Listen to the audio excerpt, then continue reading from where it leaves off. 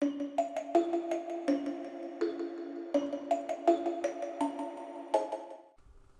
guys, this is Mistress Nightmare here, and today we'll be reading chapter 4.5 of Don't Go to Sleep.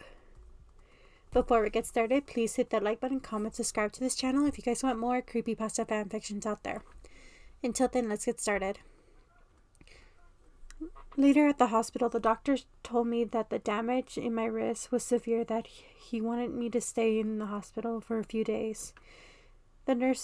After the nurse had left my room, I noticed Jeff was sitting in the chair across from my bed. He was sitting with his legs spread apart and his elbows on his knees and his hands clapped together and looking down.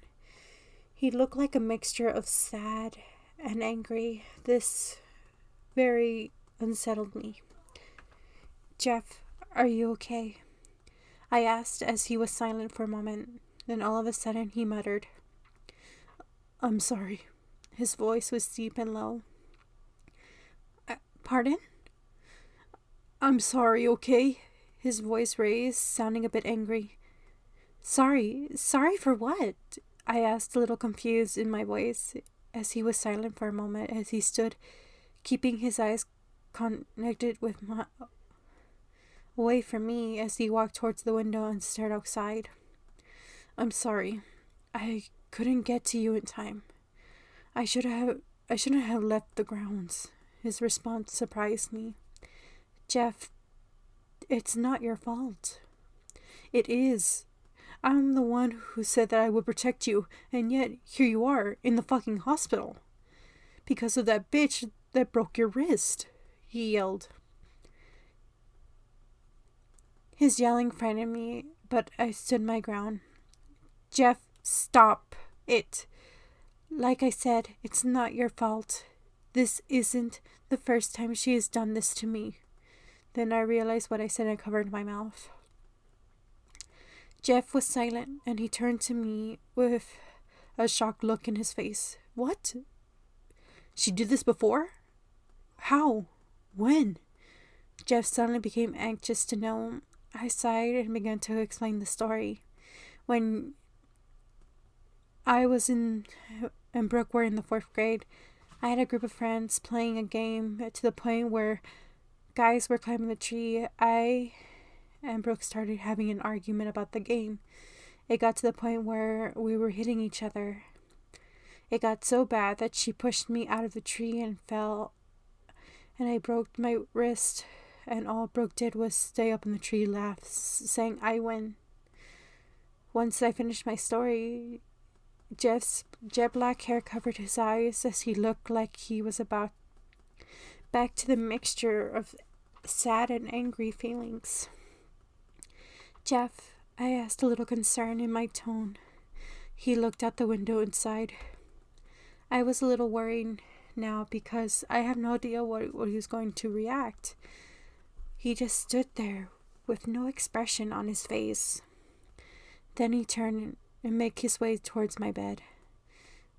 I started to tremble a little bit as he had the same emotionless look on his face, with his hair covering his face, when he placed one of his legs on the edge of the bed and leaned towards me and wrapped his arms around me tightly. The sudden action made me very confused. "I promise, from this day on, no one will ever hurt you again," he whispered into my ear. This is a sudden promise shocked me that tears started dripping down my cheeks as I hugged him back tightly.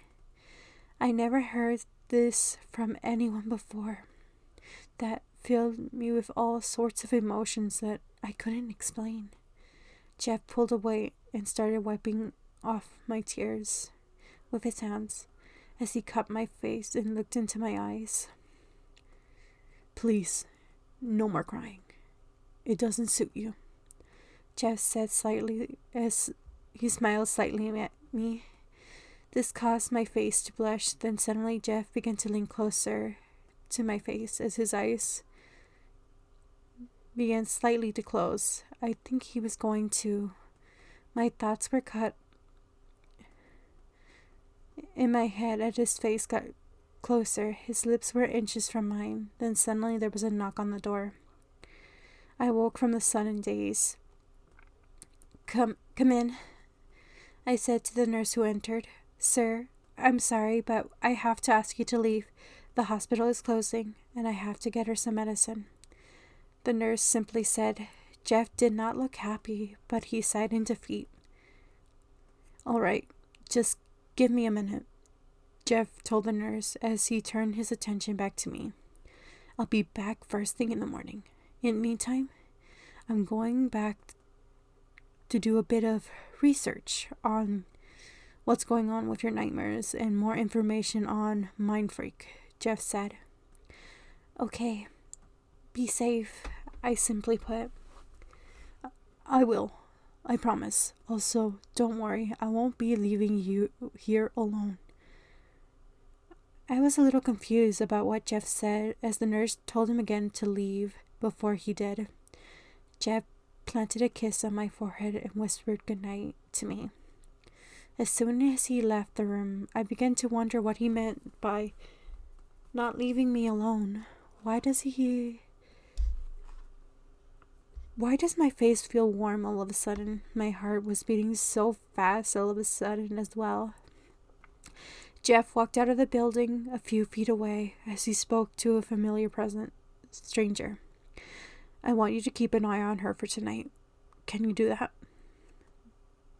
This figure in front of him looked at him and nodded. There is no problem, Jeff.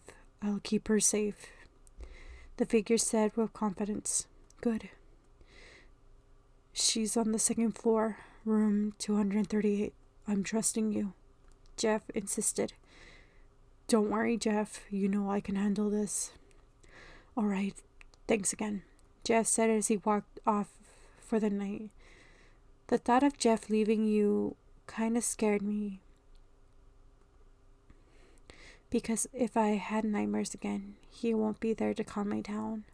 But tonight, I was about to meet a new face of the creepypasta gang.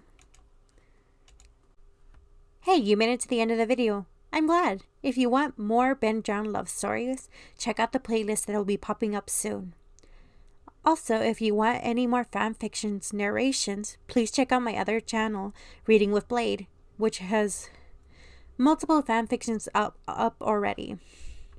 If you are interested in the yaoi experience, check out Tyler O'Connell's channel if you want to go there. But note that channel is only 18 and up. I've been listening to Tyler's stories and I'm addicted to them. Until then, bye guys!